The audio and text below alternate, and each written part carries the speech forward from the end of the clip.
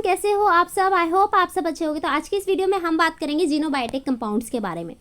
ये कंपाउंड्स ऐसे कंपाउंड्स होते हैं, बेसिकली जीनोबायोटिक मतलब होता है कि फॉरेन टू लाइफ, मतलब कि ये जो कंपाउंड्स हैं नेचुरली एक ऑर्गेनिज्म की बॉडी में प्रोड्यूस नहीं होंगे। ठीक है, यहाँ पर ये इसकी वाइड रेंज हो सकती है। It could be a chemical, it could be a drug, pollutant और ऐसे सब्सटेंसेस जो बेसिकली हमारे इन्वायरमेंट में या ऑर्गेनिज्म की बॉडी में प्रेजेंट हो जाते हैं। बेसिकली बाहर से नेचुरली तो नहीं बन रहे हैं, तो बाहर के किसी वे से यहाँ पे आ रहे हैं और ये स्ट्रक्चरली कॉम्प्लेक्स होते हैं। नेचुरल इसका बायोडिग्रेडेशन नहीं हो पाता है। ठीक है, तो इस तरीके के कंपाउंड्स को जीनोबायोटिक कंपाउंड्स बोलते हैं।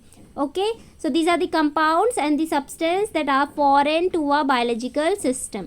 ओके, नाउ कैरेक्टरिस्टिक्स क्या है यहाँ पे जीनोबायोटिक कंपाउंड्स की। तो बेसिकली यहाँ पर ये सारी जो इसकी कैरेक्टरिस्टिक्स है, सबसे पहले तो हमें पता है ये फॉरेन इसका ओरिजिन है, मतलब कि ये नेचुरली प्रोड्यूस नहीं हो रहा है एक ऑर्गेनिज्म में। ठीक है, ओके, इसका डाइवर्स केमिकल स्ट्रक्चर जो कि मैंने अभी आपको बता दिया, तो बहुत ऐसे इस तरह के केमिकल स्ट्रक्चर्स होते हैं। बेसिकली ये इनऑर्गेनिक मॉलिक्यूल से लेके कॉम्प्लेक्स ऑर्गेनिक कंपाउंड्स होते हैं। Potential for bio accumulation, some xenobiotic compounds can accumulate in the living organism over time, leading to a increased concentration and potential toxicity। समझ रहे हो, बायो एक्यूमुलेशन का मतलब ही होता है एक ऑर्गेनिज्म में बेसिकली कोई से भी इस तरीके के मॉलिक्यूल्स जो यहाँ पे उसको बेसिकली हार्म कर सकते हैं। फॉर एग्जांपल जैसे हैवी मेटल्स अगर स्मॉल इसको स्मॉल ऑर्गेनिजम्स में, अगर स्मॉल फिशेस वगैरह में अगर वो एक्यूमुलेट हो गए तो इसको हम बायो एक्यूमुलेशन प्रोसेस बोलते हैं। वहीं वो छोटे छोटे ऑर्गेनिजम्स को बड़े ऑर्गेनिजम्स अगर यहाँ पे उनको ईट करते हैं बेसिकली, तो वो यहाँ पे एक चेन बन जाती है, फूड चेन। इस तरीके से ये सक्सेसिव ट्रॉफिक लेवल पे बढ़ता जाता है, तो उसको हम बायोमैग्निफिकेशन बोल देते हैं। तो बायोमैग्निफिकेशन का यहाँ पे प्रिकर्सर कौन होता है, बायो एक्यूमुलेशन ही होता है। तो बेसिकली ये जो जीनोबायोटिक कंपाउंड्स है इसमें इसका पूरा हाथ हो सकता है, क्योंकि ये एक्यूमुलेट हो सकता है लिविंग टिश्यू में। ओके, मेटाबॉलिक ट्रांसफॉर्मेशन मतलब organism often attempt to detoxify xenobiotic through serious enzymatic reaction known as biotransformation और जीनोबायोटिक मेटाबॉलिज्म। अगर ये कुछ इस तरीके से चीज़ें हो रही है तो कई बार ऑर्गेनिज्म जो है वो ट्राई करता है कि उसको हम किसी तरीके से उसको बाहर निकाल पाएँ, है ना। बॉडी से बाहर निकल जाएगा तो बेसिकली वो यहाँ पे बायो एक्यूमुलेशन नहीं करेगा। अगर इस तरीके से कुछ ऐसे एंजाइमेटिक रिएक्शंस वो करता है तो वो हम अभी देखेंगे। ठीक है, बस ज़रूरी नहीं है कि ऐसा हो ही, majority time it's not there कि ये यहाँ पे पॉसिबल हो पाए, because it is a foreign thing. Now variable persistence, यहाँ पे मतलब the persistence of a xenobiotic compound in the environment और within a organism can vary greatly depending on their chemical properties, availability of degradation pathway. तो basically यहाँ पे xenobiotic compounds जो है वो इन्वायरमेंट में ऑर्गेनिजम्स में रह सकता है डिपेंडिंग ऑन उसकी कैसी केमिकल प्रॉपर्टी है। ऐसे तो नहीं है कि सिर्फ एक ही हमने सब्सटेंस को बोल दिया कि ये ही है जीनोबायोटिक कंपाउंड या सब्सटेंस और इसके अलावा कोई नहीं है। ठीक है, हमें नहीं पता है, वो कुछ भी हो सकता है जो कि हमने अभी डेफिनेशन में देखा। ड्रग हो सकती है, पॉल्यूटेंट हो सकता है, कोई भी सब्सटेंस हो सकता है जो बेसिकली नेचुरली उसका बायोडिग्रेडेशन पॉसिबल ना हो। ठीक है, ओके, तो वो यहाँ पे परसिस्टेंस हम ये नहीं बोल सकते कि इस ऑर्गेनिज्म से ये बाहर ही नहीं निकलेगा कंपाउंड, या इस ऑर्गेनिज्म में एक्यूमुलेट होके ही रहेगा। हमें उसका एक केमिकल प्रॉपर्टी इस तरीके से पता नहीं है, तो हम उसका वेरिएबल परसिस्टेंस बोल सकते हैं कि हमें अभी उसकी अवेलेबिलिटी उसके डिग्रेडेशन पाथवे पे डिपेंड करती है। ठीक है, उसके बाद है पोटेंशियल टॉक्सिसिटी। पोटेंशियल टॉक्सिसिटी का मतलब बहुत ज़्यादा, जैसे बहुत सारे जीनोबायोटिक्स होते हैं, can extract toxic effect on organism ranging from acute toxicity to chronic effect like cancer, endocrine disruption. जैसे कि मैंने अभी आपसे बोला कि यहाँ पे बायो एक्यूमुलेशन में स्मॉल ऑर्गेनिजम्स, फिर यहाँ पे लार्ज ऑर्गेनिज्म उसको यहाँ पे खाते हैं, तो बेसिकली यहाँ पे इस तरीके से ये सारी चीज़ें चलती रहती है। ठीक है, तो यहाँ पे क्या हो रहा है एट द एंड, यहाँ पे बहुत ज़्यादा ऐसे टॉक्सिक इफेक्ट यहाँ पे देखने को मिलते हैं, ना सिर्फ एक्वेटिक ऑर्गेनिज्म में, है ना। अगर वो फिश को कोई इंसान भी खा लेगा तो वो यहाँ पे न्यूरोलॉजिकल डिसऑर्डर कर देता है in case of like mercury. तो ये सारी चीज़ें भी है, ये बेसिकली इससे एग्जांपल मैंने देने की कोशिश करी आपको। तो यहाँ पे इस तरीके से इसका सीवियर इफेक्ट हो सकता है। तो कौन कौन सी कैरेक्टरिस्टिक्स हमने पढ़ी, देखो पहले तो बहुत सिंपल है, इसका फॉरेन है ओरिजिन। ठीक है, बेसिकली इसका केमिकल स्ट्रक्चर बहुत डाइवर्स है। फिर हमने देखा कि बायो एक्यूमुलेशन कर सकता है। उसके बाद हमने देखा कि इसका मेटाबॉलिक ट्रांसफॉर्मेशन भी हो सकता है, मतलब कुछ organisms series of enzymatic reaction करके बेसिकली इसको कोशिश करते हैं कि उसको डिटॉक्सिफाई कर दे। उसके बाद हमने देखा कि इसका वेरिएबल परसिस्टेंस हो सकता है और पोटेंशियल पोटेंशियल टॉक्सिसिटी भी कॉज कर सकता है। तो these are all the characteristics, यहाँ आप निमोनिक बना सकते हो एग्जाम के लिए, FCBMBP। Okay okay, now next the types of xenobiotic compounds, जैसे कि मैंने बोला यहाँ पे डिफरेंट तरीके के हो सकते हैं, है ना, can be categorize based on their origin, use, chemical structure. तो यहाँ पे हम देख रहे हैं सबसे पहले हमारे पास है जैसे फार्मास्यूटिकल ड्रग इस तरीके की हो सकती है for the therapeutic purpose, which can enter the environment through the excretion और इम्प्रॉपर डिस्पोजल। अगर उसका इम्प्रॉपर डिस्पोजल हुआ तो ये चीज़ें कॉज हो सकती है बेसिकली। पेस्टिसाइड, तो हम यहाँ बेसिकली इसके टाइप्स ही देख रहे हैं। तो ये टाइप्स इस तरीके के हो सकते हैं कि ड्रग इस तरीके से डिज़ाइन की गई फॉर अ थेरेप्यूटिक पर्पस, जो कि यहाँ पे इन्वायरमेंट में एक्सक्रीशन के थ्रू या इम्प्रॉपर डिस्पोजल के थ्रू अगर आए तो जीनोबायोटिक कंपाउंड्स आ सकते हैं। पेस्टिसाइड्स यानी कि chemical use to control pests in agriculture और public health, including insecticide, herbicide, fungicide. तो पेस्टिसाइड्स तो ऑलवेज यहाँ पे उसका एक मेजर हाथ रहा है कि वो कहीं ना कहीं कुछ ना कुछ कॉज कर ही देता है ना।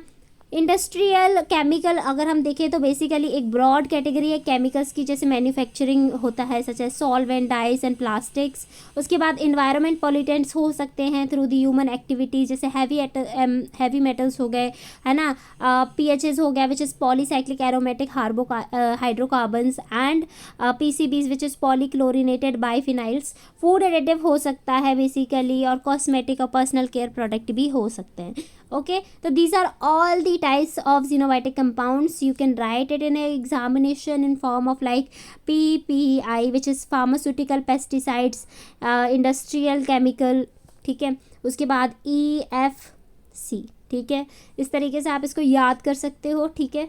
तो ये ऐसा कुछ है नहीं, ये बेसिक सी चीज़ें जो हमें याद आई जाएगी एक बार। Pharmaceutical, pesticide, industrial, environment, pollution, food additives, cosmetic and personal care products. Okay, उसके बाद हम बात कर रहे हैं क्लासिफिकेशन ऑफ जीनोबायोटिक कंपाउंड्स की बेसिकली। तो ये क्लासिफाइड होते हैं based on the various criteria, जिसमें कि सोर्स लाइक इंक्लूड हो सकता है, like it could be natural और सिंथेटिक, है ना। नेचुरल यानी कि नेचर से आ सकता है, सिंथेटिक होता है majority time it is a synthetic one. Okay, use जैसे कि pharmaceutical, pesticide, industrial chemical etcetera. Pharmaceutical हम जानते हैं, फार्मास्यूटिकल अभी हमने ऊपर देखा, पेस्टिसाइड, इंडस्ट्रियल केमिकल इस सोर्स से भी आ सकते हैं बेसिकली। उसके बाद हमने देखा यहाँ पे लाइक यूज़ में जो मैंने अभी बोला आपको, तो ये डिफरेंट पर्पस जो होते हैं basically, pharmaceutical, pesticide, industrial chemicals. तो ये यहाँ पे जो है बेसिकली इस क्राइटेरिया इसमें डिवाइड है, ये इस तरीके के हो सकते हैं, इन वेज से आ सकते हैं। उसके बाद केमिकल स्ट्रक्चर में एलिफेटिक, एरोमेटिक, हेलोजेनेटेड। और उसके बाद टॉक्सिसिटी में एक्वेट, क्रोनिक, कार्सिनोजेनिक, मीटरजेनिक, और यहाँ पे हमारे पास कौन सा है, इट इज़ टेराटोजेनिक। तो बेसिकली ये जो है ये डिपेंडिंग ऑन कि वो क्या कॉज कर सकता है, तो उससे हम क्लासिफिकेशन कॉज कर सकते हैं, है ना, सॉरी क्लासिफिकेशन हो सकता है उसका। उसके बाद है एनवायरमेंटल फेट, मतलब परसिस्टेंस है, मतलब क्या वो यहाँ पे उसका बायोडिग्रेडेशन हो सकता है, नहीं हो सकता है, और बायो एक्यूमुलेशन पोटेंशियल, लाइक कितना ज़्यादा वो एक्यूमुलेट हो सकता है एक ऑर्गेनिज्म में, है ना, इस तरीके से। ओके, तो ये सारी चीज़ें आप देख लेना, ये बहुत ईजी ही है। Impact of xenobiotic compounds basically हम बात कर रहे हैं, क्या इम्पैक्ट होगा। तो ऐसे कुछ अच्छे ये चीज़ होती नहीं है, ठीक है। तो ये टॉक्सिक होता है एक ऑर्गेनिजम्स के लिए, ठीक है, टॉक्सिक इफेक्ट्स कॉज करता है ना। एक्वेट, पॉइजनिंग, जो क्रोनिक डिसीज़, इस तरीके की चीज़ें हैं जो कि बेसिक है। अगर आप याद कर लोगे तो डायरेक्टली मेजॉरिटी टाइम सेम ही सब में लिखना होगा। पहली चीज़ क्या है, टॉक्सिक होता है ऑर्गेनिजम्स के लिए, एंडोक्राइन डिस्क्रप्शन कर सकता है, मतलब कि जीनोबायोटिक्स जो होते हैं बेसिकली एंडोक्राइन सिस्टम्स में यहाँ पे इंटरफेयर करके कुछ लाइक हार्मोन्स अच्छे से वर्क नहीं कर पाते हैं, है ना। इससे डेवलपमेंटल एबनॉर्मेलिटीज़ हो सकती है, रिप्रोडक्टिव प्रॉब्लम्स हो सकती है, और अदर हेल्थ रिलेटेड इश्यूज़ हो सकते हैं अगर एंडोक्राइन डिस्क्रप्शन हुआ, ठीक है। ओके, तो पहला याद रहेगा टॉक्सिसिटी टू ऑर्गेनिज्म, दूसरा याद रहेगा एंडोक्राइन डिस्क्रप्शन, ठीक है। टॉक्सिसिटी में क्या हो रहा है, यहाँ पे बहुत ज़्यादा टॉक्सिक इफेक्ट हो सकते हैं। Acute, poisoning to chronic disease. Endocrine में मैंने अभी आपको क्या बताया कि यहाँ पे कुछ एक्शंस ऑफ हार्मोन्स अच्छे से वर्क नहीं कर पाते, ठीक है। ओके, कार्सिनोजेनिक मतलब कि यहाँ पे क्या होते हैं बेसिकली यहाँ पे कैंसर कॉजिंग रिस्क बढ़ जाता है अगर कार्सिनोजेनिक अगर कोई सब्सटेंस होता है। तो ये कुछ ऐसे जीनोबायोटिक्स हो सकते हैं जो यहाँ पे कार्सिनोजन हो सकते हैं, मतलब कि कैंसर होने का चांसेस भी उससे होता है। अगर कोई चीज़ कार्सिनोजेनिक है तो चांस होता है कि वहाँ पे कैंसर हो सकता है ना। और ये यहाँ पे डैमेज कर सकते हैं डीएनए को, इंटरफेयर कर सकते हैं विद सेलुलर प्रोसेस, जो कि यहाँ पे सेल ग्रोथ और डिवीजन को यहाँ पे बेसिकली उसमें रेगुलेट होते हैं। तो बेसिकली क्या चीज़ मैंने अभी बोली आपको, कार्सिनोजेनिक में आपको क्या याद रखना है कि कैंसर कॉज कर सकते हैं, डीएनए डैमेज कर सकते हैं, सेलुलर प्रोसेस वगैरह में यहाँ पे इन्वॉल्व होके उसको अच्छे से रेगुलेट नहीं करने देंगे, तो which is cell growth and division. समझ आ गया। Toxicity to organism, endocrine disruption, carcinogenesis, ठीक है, ओके। तो ये चीज़ें हैं। उसके बाद इन्वायरमेंटल पॉल्यूशन, बेसिकली जीनोबायोटिक्स अगर यहाँ पे प्रेजेंट है अपने इन्वायरमेंट में, डेफिनेट सी बात है कि वो यहाँ पे पॉल्यूशन कॉज कर सकते हैं या करते ही हैं, ठीक है। एयर में, वाटर में, सॉइल में, हर जगह एक पोटेंशियल यहाँ पे रिस्क हो सकता है to ecosystem and human health, ठीक है। Persistent xenobiotic can accumulate in the food chain, और जैसे कि मैंने आपको बताया बायोमैग्निफिकेशन बायो एक्यूमुलेशन से ही शुरू होता है, and increased exposure to the top predators as well. उसके बाद डेवलपमेंट ऑफ एंटीबायोटिक रेजिस्टेंस, यहाँ पर क्या है, जैसे कि like the wide spread use of antibiotic in a human and animal medicine has led to emergence of antibiotic resistant bacteria. These bacteria can pose a serious threat to the public health as they difficult to treat with the conventional antibiotics.